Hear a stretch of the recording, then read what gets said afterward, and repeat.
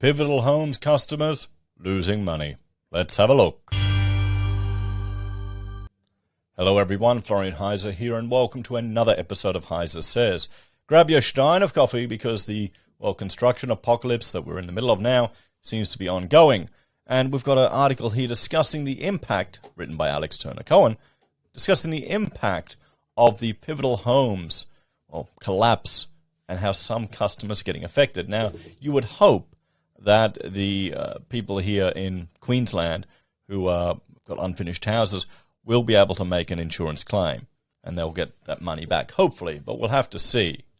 So, a Queensland family has lost their $18,000 deposit while staff were terminated immediately with no warning of the company's impending collapse. Well, that's sadly what happens, guys, when it's all over. You know, it's not this is not a nice situation for anyone to be in. Honestly, it's a bit of a mess.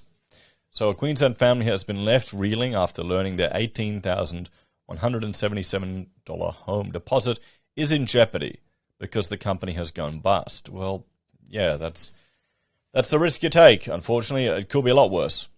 It's only at $20,000. You know, don't get me wrong, but it's not $200,000. It's not a half-finished house and you're living in a tent. It could be much worse, everyone.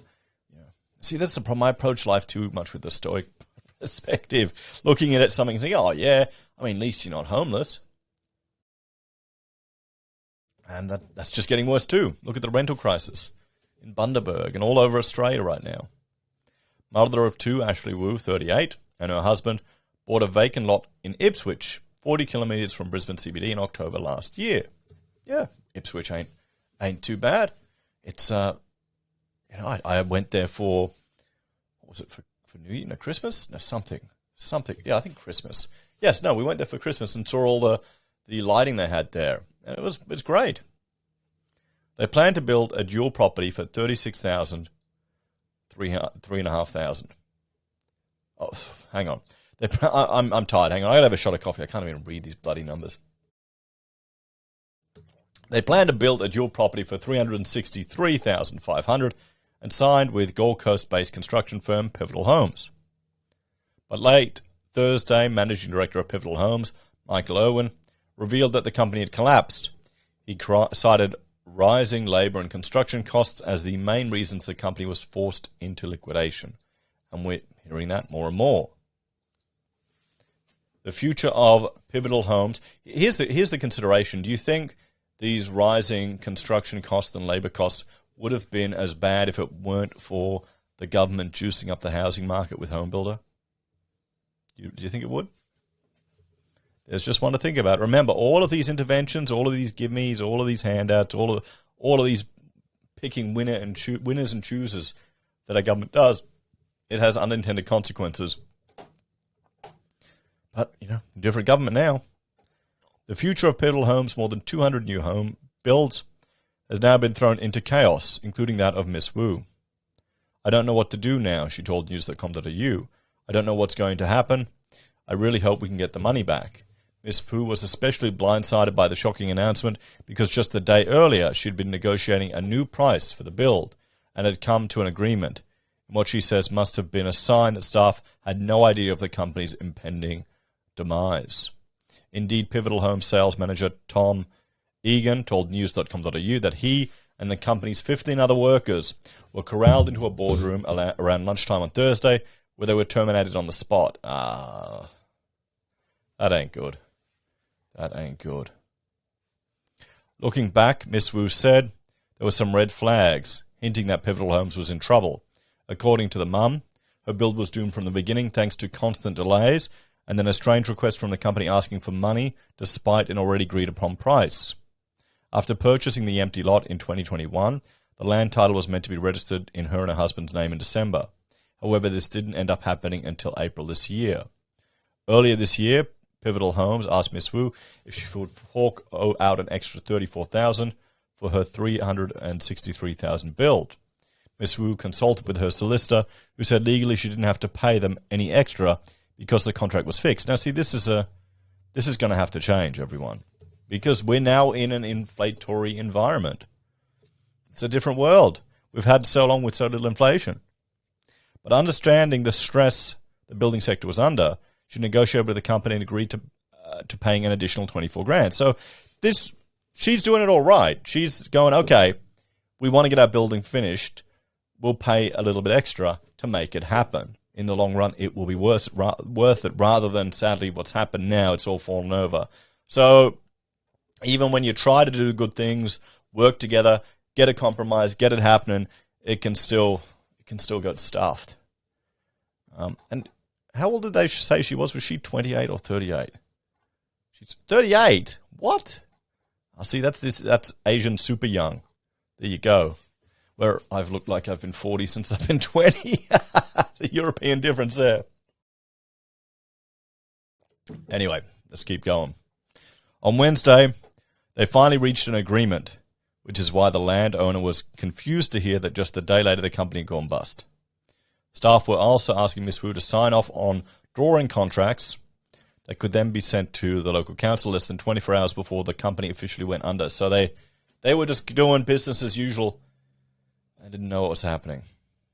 I regret buying this land, to be honest. I should have bought something that was already built. I'm very scared to build now. That's a shame. That's a shame. Go own a builder. Go own a builder.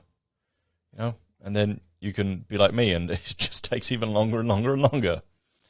So far, Miss Wu had not received any direct communication from the company informing her that it had gone into liquidation or what to do to get her money back. Good morning. I'm just following up. What's this? The email she got the day before the company went into liquidation. Yeah. Tom Egan, the head sales manager for Pivotal Homes, said he and a dozen or so other staff members were devastated by the company's sudden collapse. No one knew, Mr. Egan, who was working in the construction sector for 25 years, told news.com.au. Were they projecting forward? I guess the salespeople wouldn't know, would they? Contract admins. At 1:30 on Thursday, everyone was called in the boardroom. The liquidator advised that we were terminated. It was devastating for everyone. You had staff there who'd been working for up to 10 years. He emphasized that nobody knew it was coming, explaining all bills were paid. Nothing was ever unpaid. There were no warning signs. Yeah, this is the thing, guys. This is what, when we're reading about Metricon, it's getting paid. It's paying your subbies late. That's a warning sign. So what this is saying is that this thing must be bleeding money. And they're liquid. You know, the only ones who make money out of this type of mess, it's the bloody liquidators. You know, they'll come in, they'll never save the company, they'll liquidate it and cast it aside. Dozens of angry customers have contacted him demanding answers, even though he no longer works for the company. He said anyone left out of pocket from the collapse should get in touch with the liquidators, Chris Cook and James Rober of Worrells. Affected homeowners can also claim warranty insurance, which is administered by the Queensland Government through the QBCC, not Triple C. They keep changing it every couple of years. I think that's capped at $200,000. We were reading in another article. I had a mate. He paid for all the work himself, and then they wouldn't pay out the insurance. Oh, you got the money, they said. The construction industry has been badly hit by collapses this year. Two major Australian construction companies, including Gold Coast Condev and industry giant ProBuild, have already gone into liquidation. Smaller operators like Tondo Homes, Home Innovation, New Sensation have also collapsed. An industry insider told News.com this year half of Australia's building companies are on the brink of collapse as they trade insolvent. Okay? Now, remember, trade insolvent. That was one of the things they changed. They changed here. Well, they've juiced the market, but, you know, to keep the government coming to the rescue, guys, they let zombie companies stay alive. And you can't blame them for doing that, but it's terrifying. You know, if you haven't ever run a business and you sign a contract to a client, you send off you do your work, and then you get, back and forth, send your invoice maybe every month. Then you've got to wait a month to get paid. So it could be 2 months before you get paid, or even longer. In construction industry, it's even more of a mess. So what if the person you're dealing with is insolvent, has taken your work, taken advantage of it, and has no intention to pay you? You can go take them to court. You can get a judgment placed against them. You can go contact ASIC and try to wind them up, but they don't give a crap. Yeah, it's all fun and games, and that's the real concern. You can see here with the number of companies entering administration, I have to update this chart, I'll do it later, but it fell, it went below trend, it pulled it down because they could trade while insolvent. What's happened here, the government changed the rules. They changed the rules. So this is where, when you're making predictions or assumptions based on the future behavior of the market, it can all get thrown out the window because the government can just flip up the table and go, nah, we're doing it this way. And it's a mess. Anyway, guys, that's... I feel sorry for the family there, but as long as they have the property, if they've lost a bit of deposit, that is certainly something you can recover and can deal with. And I would look at other options as well for building. It may be worth waiting a little bit if you can, letting the market cool down, because this is just a mess. What do you reckon, guys? I've been talking to some reps for big suppliers, and they're saying they're thinking it'll be another 12 months of this type of mess, just getting material to people. And you've got to understand, even if you've got a signed contract with a builder and they're not doing anything on a project, they're still paying for it, having the fence there, having the toilet there, having the power pole there, having all these things there. There's still costs, holding costs. Right now I'm paying for a porta potty on my side here every day because I need it, because, the storage has been disconnected. These are just costs that you have when you're doing a renovation work. And you've got to think about it, even these builders holding. The longer a project takes, the less money they make and the more they risk of losing. This is going to be a mess. Thanks for watching, everyone. Let us know your take on this. What suggestions would you give to these the young couple here?